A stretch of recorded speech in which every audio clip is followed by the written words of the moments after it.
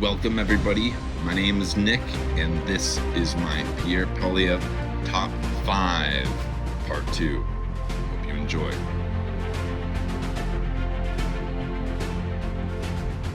Madam Speaker, there is indeed an emergency in this country.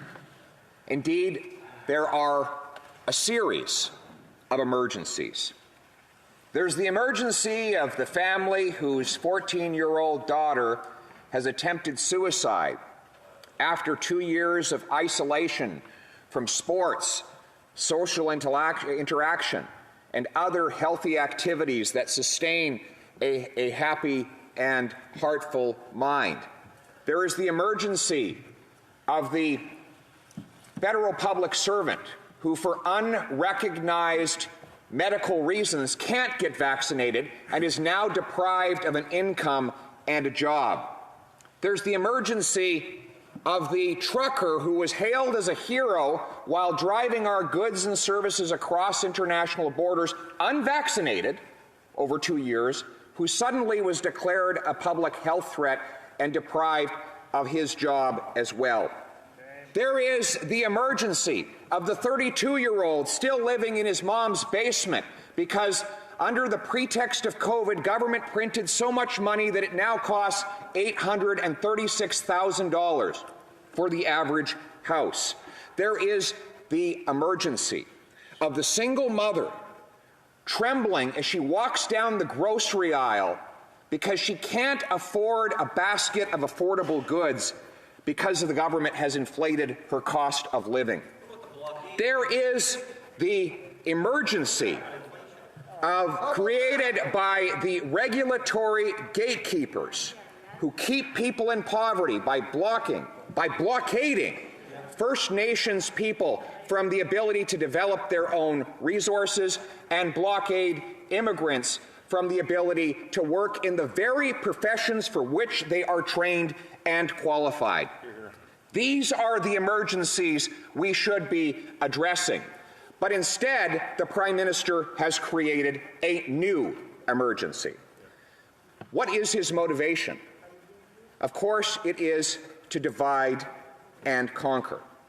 How did this all start? Well, let's remember, the Prime Minister suddenly imposed a brand new vaccine mandate on the very truckers who had been free to travel across borders without a vaccine, and he did it at a time when provinces and countries around the world were removing vaccine mandates. He did it to a group of people who are by far the least likely to transmit a virus because they work and sleep all by themselves 22 hours a day. Media asked his health minister and his chief medical officer for evidence supporting the decision. Neither had any, and in fact, the medical officer said it was time to return to normalcy. So yet, the Prime Minister, in spite of all of these facts, brought in this new mandate to deprive people of their living. Why? Because he knew that it would spark in them a sense of desperation. If he could deprive them of their incomes, they would be so desperate that they would have to rise up and protest, and then he could further demonize them and call them names and attack their motives and belittle them and dehumanize them in order to galvanize the majority against the minority. This must be the political opportunity that his Deputy Prime Minister spoke about when she described what COVID represented to this government.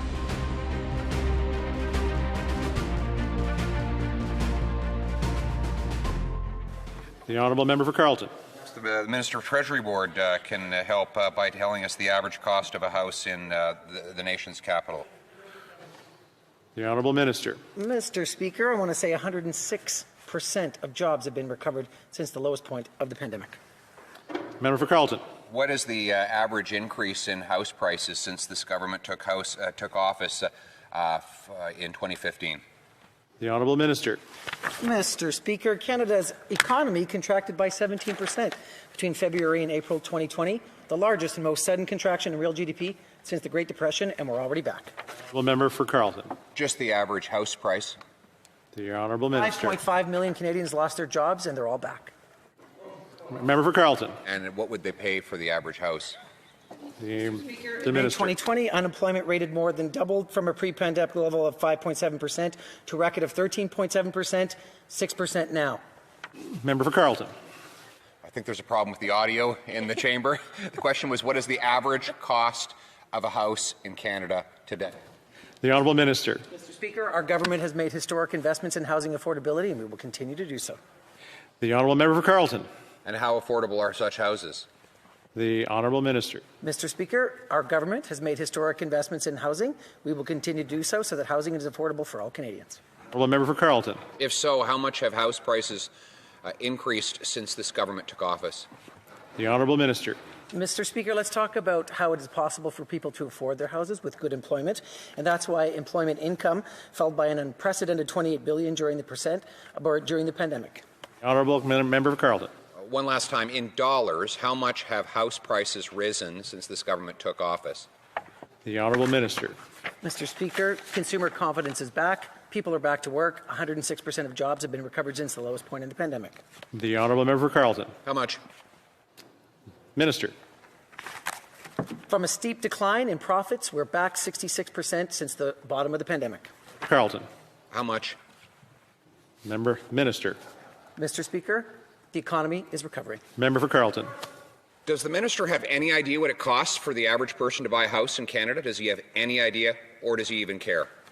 Mr. Speaker, the Minister. City helped more than 213,000 businesses stay afloat. I think that the average Canadian can see how much this government knows and cares about the cost of buying a home in this country, which is their level of care is zero. I'm going to give him one last chance. Can he tell us what it costs the average Canadian to buy the average house in Canada today? How much? The Honourable Minister. Mr. Speaker, the CERB helped nearly 9 million Canadians who lost their jobs when COVID hit, making housing affordable for them. We will continue to do so.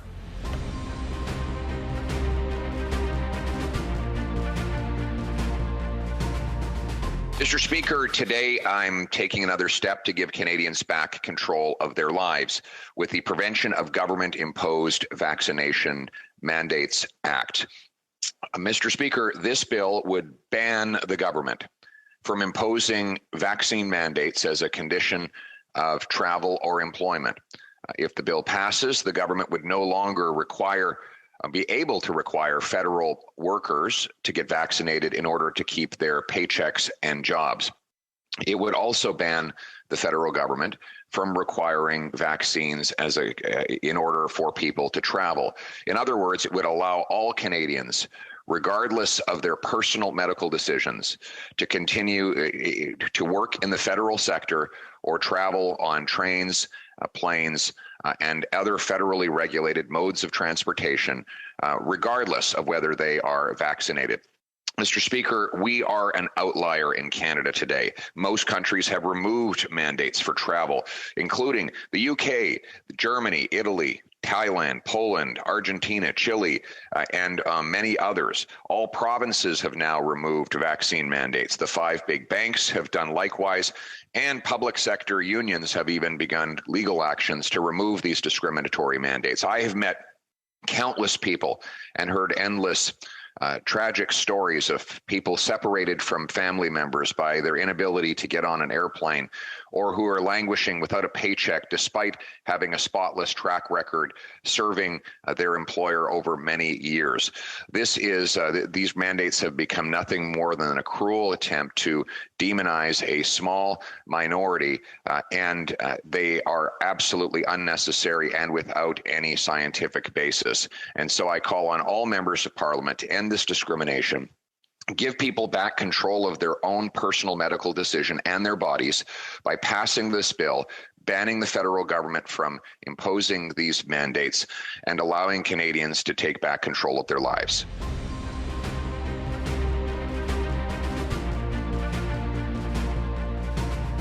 Just because the Prime Minister dressed up in racist costumes so many times he can't remember them all doesn't mean every single Liberal is a racist. Just because the Prime Minister had tried to help a corporation avoid prosecution after it stole from some of Africa's poorest people doesn't mean all Liberals are racist. Just because about a half dozen Liberal MPs who are racial minorities have complained about his treatment of them does not mean that all Liberals are racist. Exactly. That is guilt by association. Why doesn't the Prime Minister opt instead for personal responsibility? The Honourable Government House Leader. Mr. Speaker, I hope that I've been clear in all of my comments, that I respect the honourable colleagues on the other side, just as I believe they respect the colleagues that are on this side and the work that we do and the people that we are.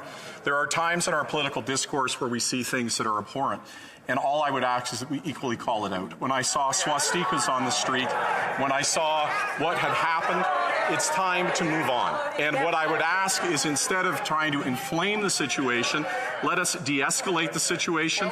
Let us work together to find a way to stop the lockdown that is happening of this city, so that citizens can move forward with their lives and any legitimate grievances can be fairly heard. The Honourable Member for Carleton. Well, Mr. Speaker, I agree. We should always call out evil symbols and the individuals who are individually responsible for putting them up. I remember a January 2018 event where the Prime Minister stared straight at a swastika and, instead of condemning it, said, "Thank you for coming, sir." We on this side condemn evil symbols whenever they are used. I do respect that member. I just wish his government would respect the thousands of people who are fighting for their livelihoods right now, who are trying to do the best to get this country back on track.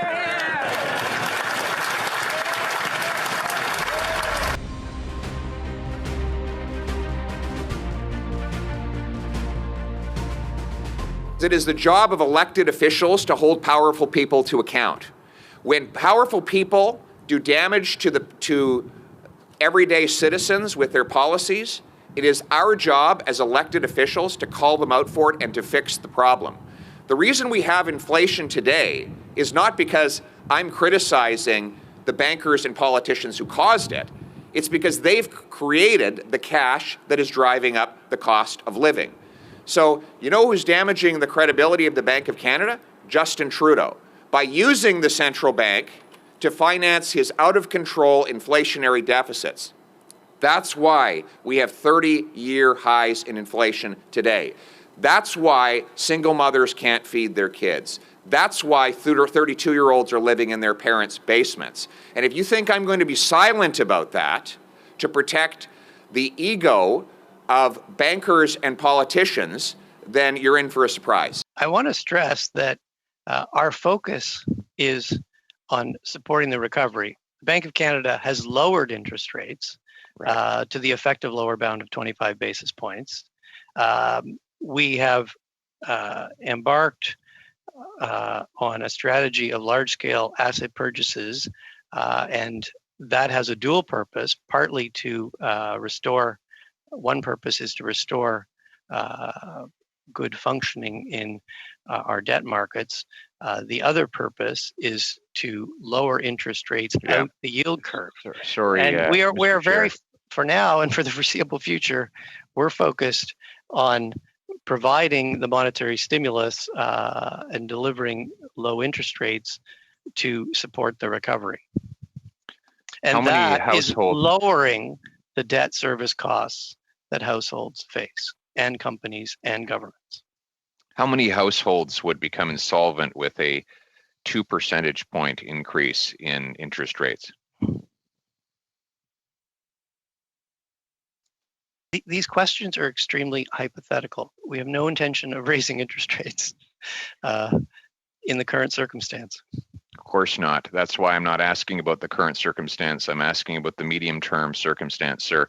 You've admitted that if inflation rises unexpectedly, that you would raise interest rates. Those were your words. And the question is, what if there is an unexpected rise in inflation? What would you do to combat it?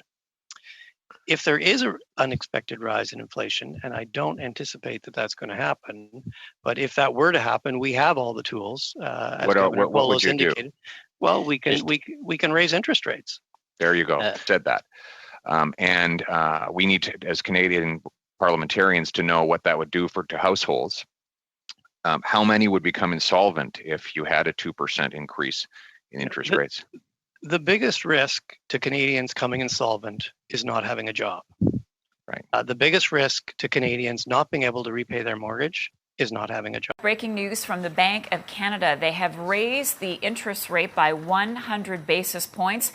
With more, I want to go straight to James Marple, senior economist at TD Bank.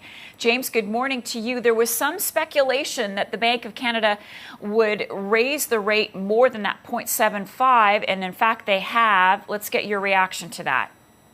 Sure. Well, I think it's a recognition that they are behind the curve on inflation. Inflation has come up much more than they would have liked and really what they had forecast. We've seen continuously they've had to revise up their expectations for inflation.